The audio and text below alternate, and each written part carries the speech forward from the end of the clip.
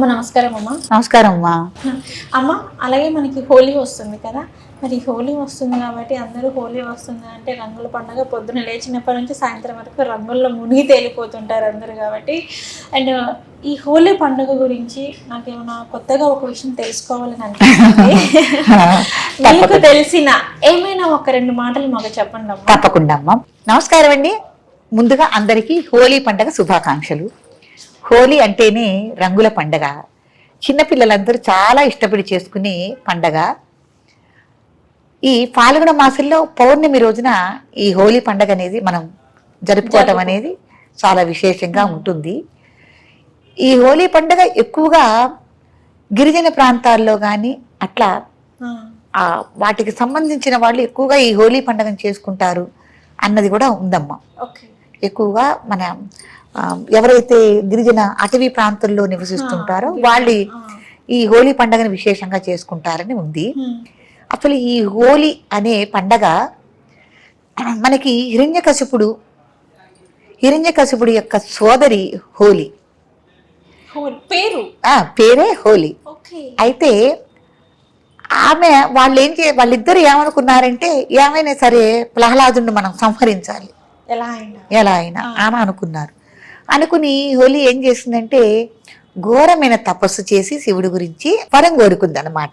ఏమని, అగ్ని చేత నేను తగలబడకుండా ఉండాలి, కాలిపోయి బూడిదవ్వకుండా ఉండాలి, నాకు దాంతో చావు రాకూడదు అని అగ్ని వల్ల కోరుకుని ఇది మంచి ఉపాయం ఆలోచించాను కాబట్టి నేను ప్రహ్లాదుని చంపడానికి నాకు మంచి ప్రయత్నము అని అనుకుని అన్నా చెల్లెళ్ళు పన్నాగబ్బడిని ప్రహ్లాదుని ఎత్తుకుని ఇట వాటేసుకుని ఒళ్ళో కూర్చోబెట్టుకుని అగ్నిలోకి దూకింది.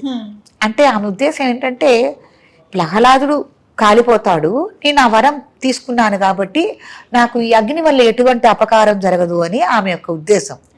కానీ ఆయన శ్రీ మహావిష్ణువు యొక్క అనుగ్రహంతో ప్రతి క్షణం ఆయన కాపాడటంతో ఆయన అడుగడుగు ప్రహ్లాదుడు ఎన్నో తండ్రి స్వయంగా ఆయనకి పరీక్షలు పెట్టాడు కదా, ఈమె పెడితే ఎంత ఇది కాబట్టి ఆయన చక్కగా బయటకు వచ్చాడు.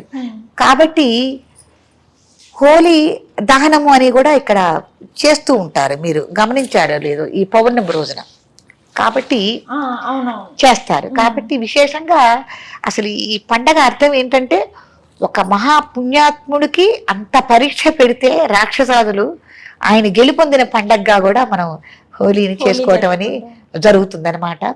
ఈ పౌర్ణమి రోజు చాలా రావటం అనేది చాలా విశేషమైనది.